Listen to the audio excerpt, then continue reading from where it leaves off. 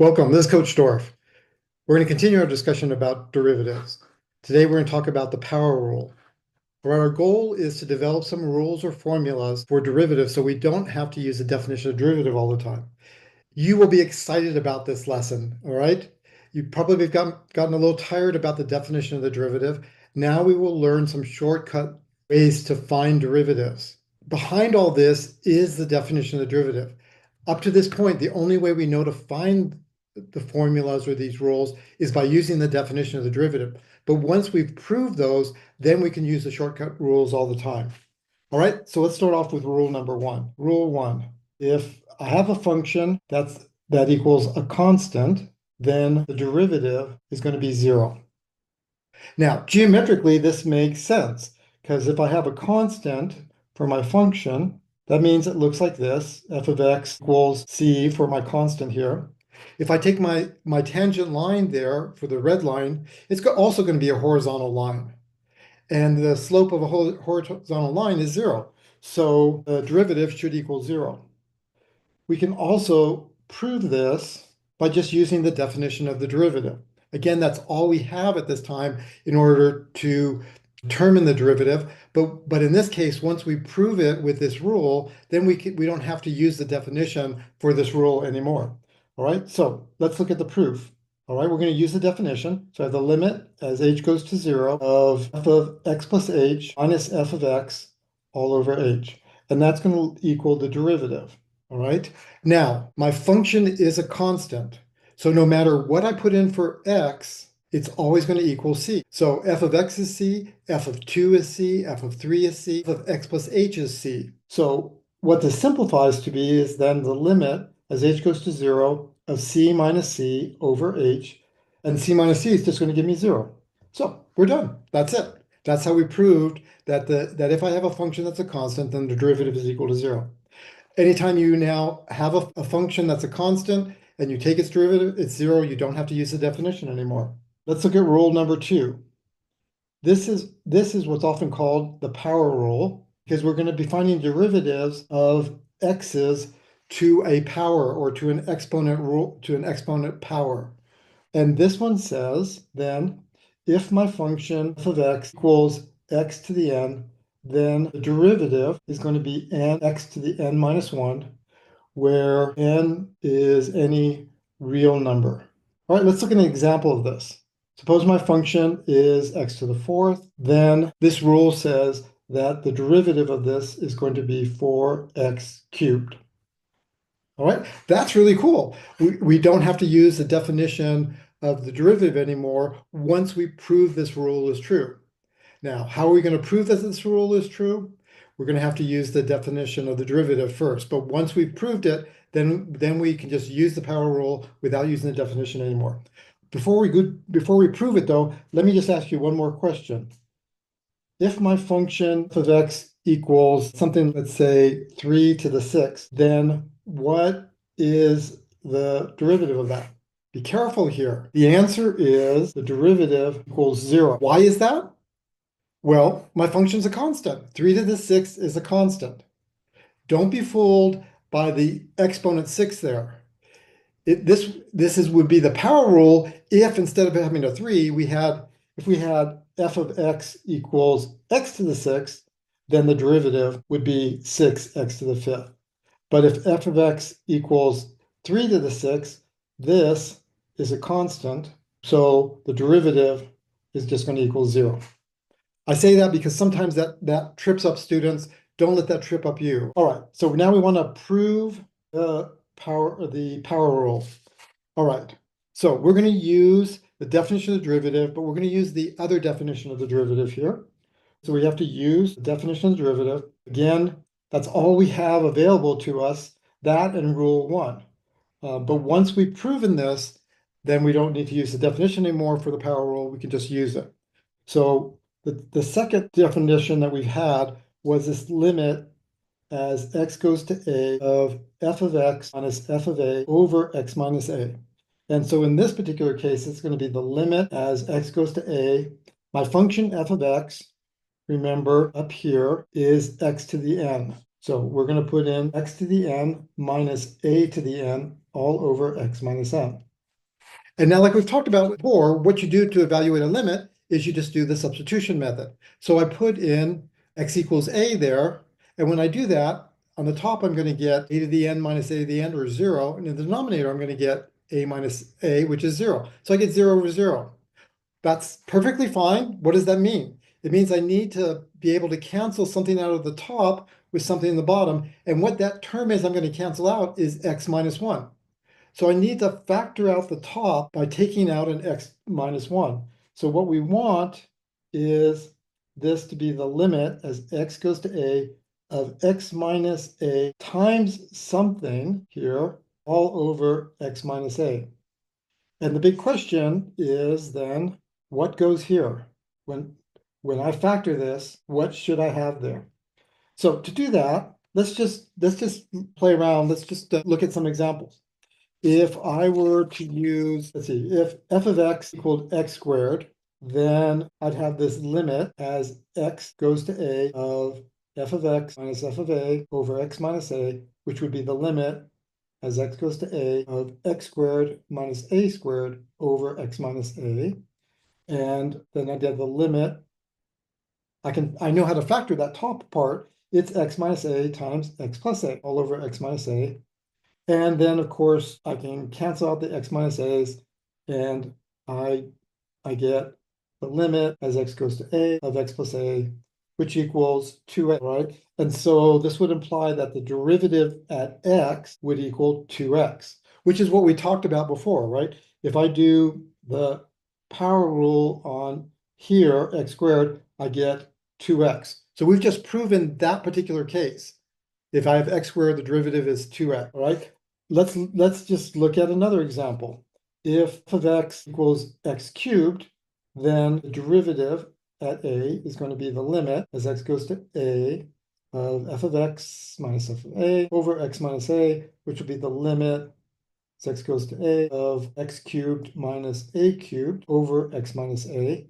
And I know by the substitution method, I get 0 over 0. So I should be able to factor out something in the top that gives me an x minus a, and I have an x minus a in the denominator. And what is it that that factors to be? It's x squared plus xa plus a squared. And then I can cancel out these terms here, and I have the limit as x goes to a of x squared plus xa plus a squared over 1, which just that. And then when I do the substitution method, that's going to equal a squared plus a squared plus a squared, which will equal 3a squared. And again, that matches what we've talked about for the power rule, that if I take the derivative of x cubed, I get, oh, sorry, one little correction here. This is this is f prime of a. So that means the derivative at x is 3x squared, because I need to substitute in x for that a there. And now we have x cubed, and the derivative of that is 3x squared, just like we talked about. That's the power rule. So we've proved it. We're seeing it for x for taking the derivative of x squared and x cubed. But in these two, there's an example here. What is it that when I factor out my x to the n minus a to the n, what's it going to equal? Well, if I were to do one other case, let's say what is, we have right now x squared minus a squared factors to be x minus a times x plus a, and x cubed minus a cubed is x minus a times x squared plus ax plus a squared. If I were to do one more, let's do x to the fourth minus a to the fourth, it will turn out that that will be x cubed, x minus a times x cubed plus x squared a plus a x a squared plus a cubed. And you can see the pattern here now. What's happening?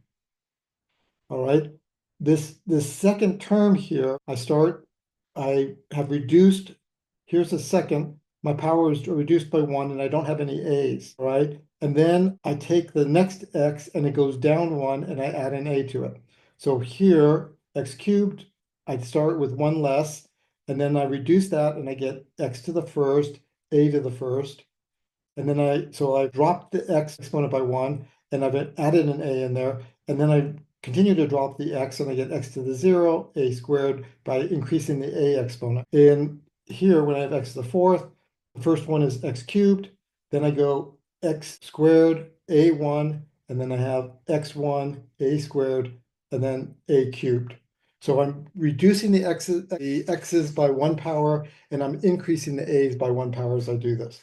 So in general, what we get is if I were to do this in general, I have x to the n, a to the n. This is going to equal x minus a times x to the n minus 1. So 1 less than the original n I started with.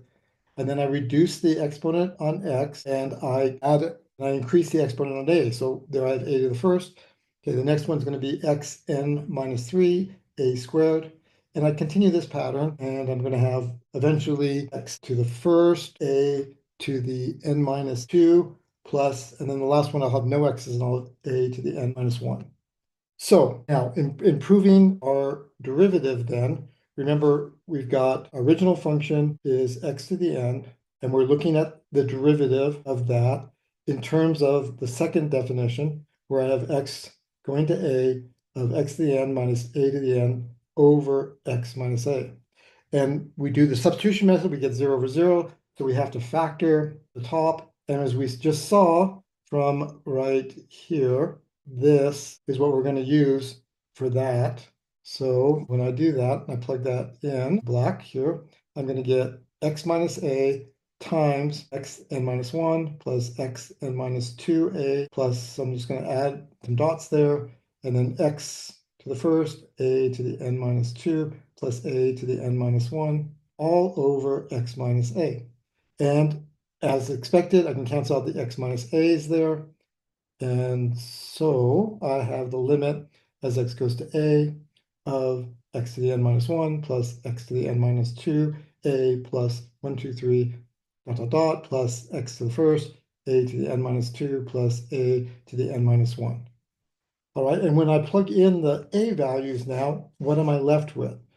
So if I let x equal a, then I'm going to have x to the n minus 1, that's this term, plus, and then I'm going to have a to the n minus 2 times a for this term. And then here I'm going to get a to the first, a to the n minus 2 there, plus a to the n minus 1. Well, what happens then is all these terms are a to the n minus 1. And how many of these terms do I have? How many of these terms? Well, there's n of them. So in other words, that means I'm going to have a to the n minus 1. So the derivative of a equals times a to the n minus 1. And that means then the derivative in terms of x, putting x in for a, I get x to the n minus 1. And that's our formula. All right, so now we've proven this power rule, and we can just continue to use it now without having to use the definition. We can always use this rule here, this power rule, the derivative, if my function. So again, let me just write it down because this is really important. And you'll like this because this is so much better than having to use the definition of the derivative all the time. If f of x equals x to the n, then the derivative is n x to the n minus 1, where n is any real number. So let's do an example of this one. We've done some before, but we'll do some more, a little bit harder. If f of x equals 1 over x, then what's the derivative? Well, you may say, oh, wait a minute, that's a fraction there. We have 1 over x. It's a rational function. Well, I can write that 1 over x as x to the negative 1 power. So notice f of x equal 1 over x is the same thing as x to the negative 1. So the derivative is going to be negative 1 x to the negative 1 minus 1, right? That's what the rule says. I take this exponent, bring it out front. So that's where I get this. And then I take the exponent here and I subtract 1 from it. So minus 1 minus 1. And that's then going to give me negative x to the negative 2, which I can then write as negative 1 times 1 over x squared. So it's negative 1 over x squared. That's what the derivative of 1 over x is. So if I have this, its derivative is that. All right, let's just do another example. Oops, let's do that in black. So example here, if f of x equals, let's do the cube root of x squared. What's its derivative? Well, I need to rewrite this in terms of x to some power. So the cube root is 1/3. So I'm going to have x squared to the 1/3 power, which is x to the 2/3. All right. Well, 2/3 is a rational number, I mean a real number, so we can go ahead and use the power rule. So by the power rule, what do we get? We get the derivative here is going to be 2/3 x to the 2/3 minus 1 power, which is going to be 2/3 x to the minus 1/3 power, which I can write as 2/3 1 over x to the 1/3 power, which if you wanted to, this is perfectly fine answer, but you could also write it as 2 over 3 the cube root of x. Either answer is correct. We have some smaller rules here that we'll just use, and we could prove these by doing the definition of the derivative, but I'm just going to state them for now. All right, so if I have the derivative of a constant times a function, all right, then that's just going to equal the constant times the derivative of the function.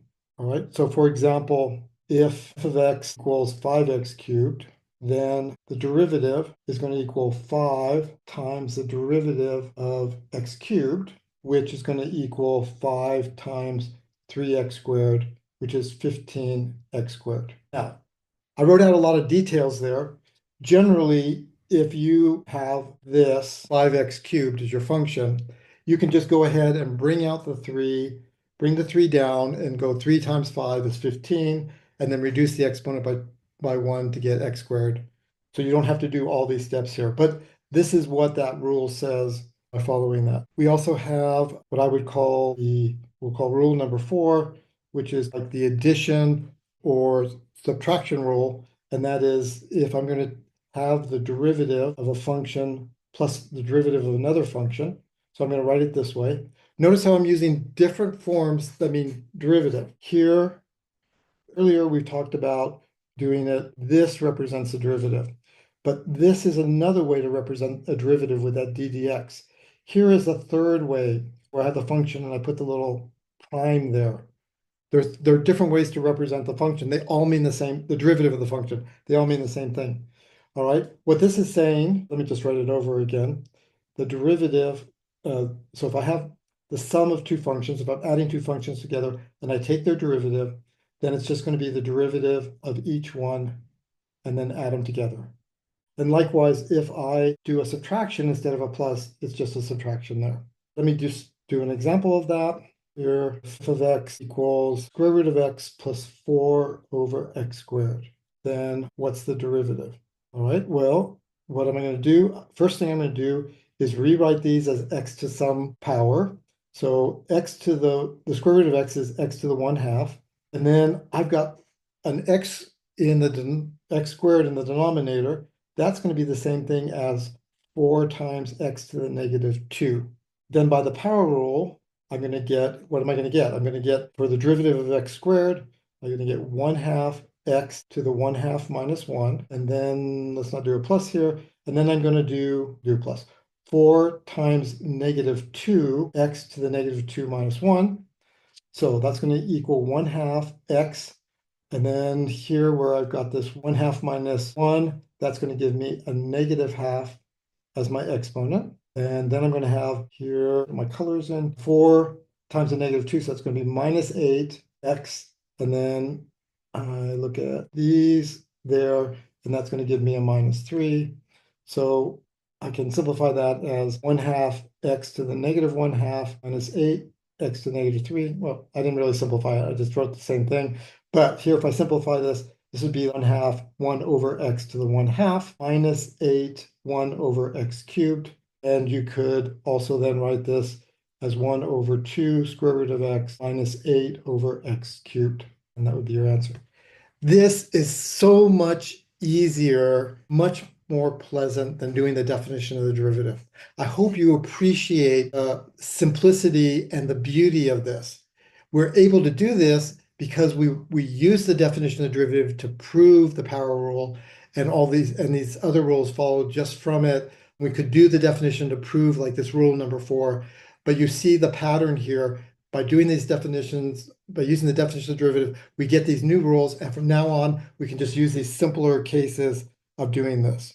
All right, let me do one other example that comes up sometimes that can be tricky for students. Let's pose that my function, I'm going to call it y this time, just like f of x, no difference, means the same thing. And I'm going to have a fraction or a rational expression here with the square root of x plus x over x squared. And you're supposed to find the derivative of that, which is y prime, or I could write that as dy dx. They both mean the same thing. Find the derivative. Now you may say, well, wait a minute, this is really complicated. I don't have x to one to a certain power here. This is a fraction, which is called a rational expression. What can I do? Here's the key, right? What I'm going to do is I'm going to rewrite this. Anytime I have one term in the denominator, I can separate this into two parts because I have two things in the numerator. So I'm going to take the x squared in the top over, the square root of x in the top over x squared plus x over x squared. See how we did that? We took this and we wrote it like this by taking this part and putting it here and this part going there, and they're both over x squared. Now I can use some of my rules to simplify this and write this each of these as x to some power. So I have x to the 1/2 over x squared plus x to the first over x squared. And when I have x's over x, how do I simplify to powers? How do I simplify the powers? Well, I take the numerator power minus the power in the denominator. So this is going to be x to the 1/2 minus 2 plus x to the 1 minus 2. So that's going to give me that y is negative, sorry, oops, let me do this. X to the negative 3/2 plus x to the negative 1. And let me just do this off to the side here. If I have 1/2 minus 2, I get a common denominator. So that's going to be 1/2 minus 4 over 2. And now I subtract them. The numerator is 1 minus 4 is negative 3 over 2. And that's where I got this power up here.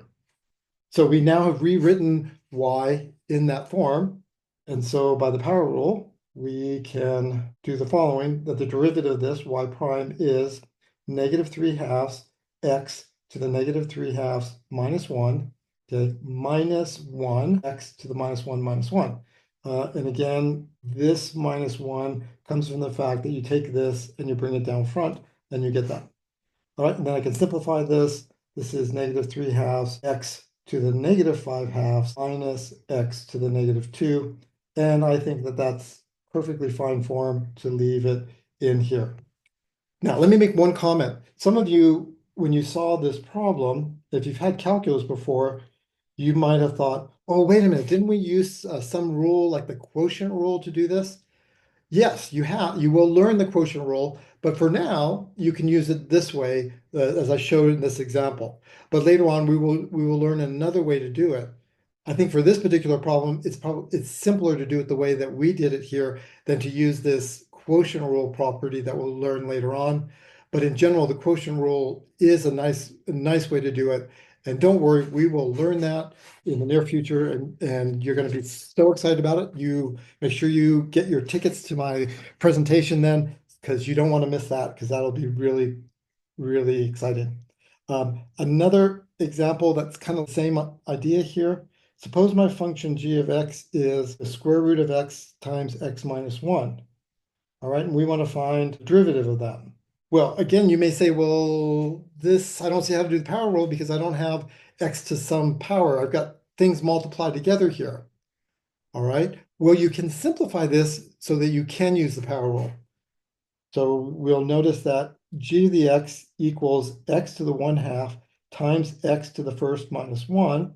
And then the rules for multiplying same base terms with exponents is that you get x to the 1/2 plus 1 for this first term here. Let me put this in a color.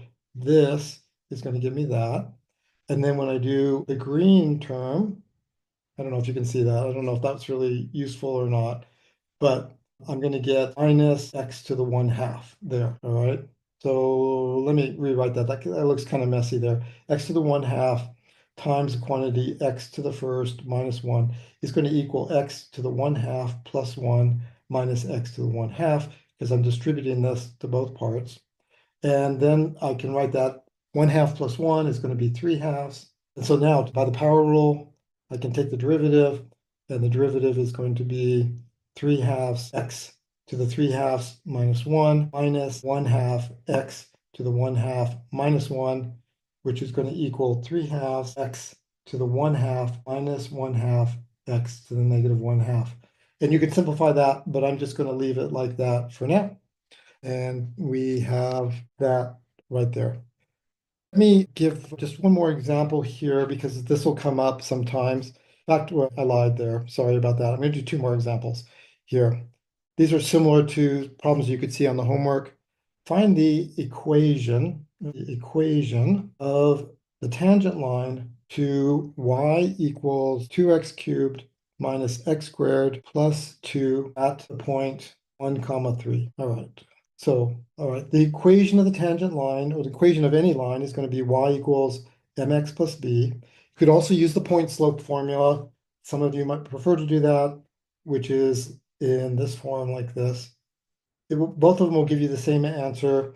I'm going to use this formula here just because I think that most students, it seems in my experience, most students have learned it in that formula there in the red. So I'm going to use that one. All right, so what is m? M equals the derivative of the function at x equals 1. So in this case, my function is y. So we could think of this as the derivative of y at 1. That's what the slope is going to be. So first we have to find that. So what's y prime? Well, by the power rule here, let me circle my function. Here's my function. So if I take the derivative of that by the power rule, I'm going to get 6x squared minus 2x. All right. So in purple here, I have this function. Its derivative is going to be that by the power rule. Then I need to figure out what y prime at 1 is. So now I put 1 in there and I get 6, 1 squared minus 2 times 1. That equals 6 minus 2, which is 4. So that's what m is. M equals 4. So I have y equals 4x plus b. And we now need to figure out b, find b. And we're going to use the point x comma y equals 1 comma 3, which came from up here. All right, so then I've got y equals 4x plus b. I put in y equals 3, x is 1. All right, so I get 3 equals 4 plus b. Subtract 4 from both sides, and I get b equals -1 here. And so the equation of the tangent line is y equals mx plus b, which in this case is y equals m was 4, and there is 4x plus b, which was -1, get -1. And that's my answer for the slope there. As I said, one more problem I want to do, just because this one can be really tricky here. Evaluate the limit as x goes to 1 of x to the 100th minus 1 over x minus 1. So you look at this one, the limit problem. What do you do for a limit problem? You do the substitution method, you put it in and you get 0 over 0. And now you may think that that discussion I had very early on, that you could go ahead and factor x to the 100th minus 1 so that it equals x minus 1 times some long, big, messy problem or messy polynomial. All right, and you could do it that way. But there's another way we could do this. All right, and this is where, if you think of this problem in the right way, it makes it a lot easier. So what does this part look like? Well, to me, it looks like this, the limit as x goes to a of f of x minus f of a over x minus a, which is the derivative of the function at a. In this case, what is a and what is f of x? If I look at this here, a is going to be 1. So a equals 1. What is f of x? Well, f of x is going to be x to the 100. So f of x equals x to the 100. And you may say, well, how does that help us? That helps us because if f of x equals x to the 100 and a equals 1, then the limit as x goes to 1 of x to the 100th minus 1 over x minus 1 is just the derivative at 1. Well, what's the derivative? Well, the derivative is going to be 100x to the 100 minus 1 power, which is 100x to the 99th. Where do I get that? Well, here's my function. I do the power rule, and that's what the power rule is. So what's the derivative at 1? I just plug 1 in, and I get 100. That's the answer to my limit problem, to the original problem. What's that limit? It equals 100. Last idea here is if I want to figure out what the derivative of a to the x is, or in particular, more specifically, if f of x equals e to the x, then what is the derivative of e to the x? It's going to turn out that the derivative is going to equal e to the x. Rule number 5. I think that's where we're at. All right. This will be very useful here. Where does this come from? I explained this in my lecture notes. In interest of time, I think I'm going to not explain it right now. Conclude this with one example so you can see how to use this. So for what values of x does the graph of f of x equal e to the x minus 2x have a horizontal tangent? So if it has a horizontal tangent, that means that I need to take the derivative to find the tangent line. And if it has a horizontal tangent, it means that the slope of that tangent line is 0. So horizontal tangent means that the derivative equals 0. Because if it's a tangent line, it's the derivative. And if it's horizontal, that means the slope is 0. So I'm going to have f prime of x equals 0. So we're going to look at if f of x is e to the x minus 2x, that's going to then give me that the derivative is going to equal, the derivative of e to the x is going to be e to the x, and that comes from this up here. And then the derivative of minus 2x is 2 by the power rule. So we want to find x such that e to the x minus 2 equals 0. All right, well, from here, we're going to go ahead and add 2 to both sides. Now, I have a difficulty here. I've got x as an exponent, right? Here's a general principle in calculus. Anytime you've got the variable as an exponent, you want to take the log of both sides.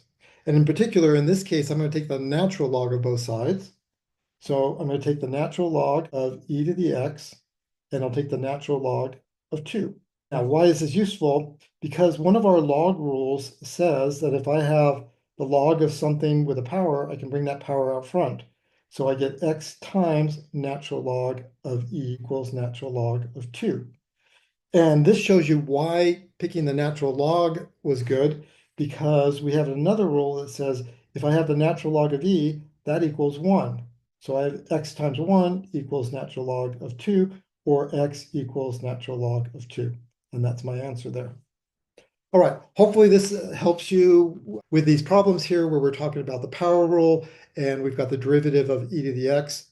I think that this is going to be really exciting because now you don't have to use the definition. We've proven some of these results using the definition of the derivative. And so now we can use these shortcut rules like the power rule to make finding these derivatives a lot easier. I hope you find that exciting. Feel free to share that with your friends and your family members over the weekend. And thank you very much.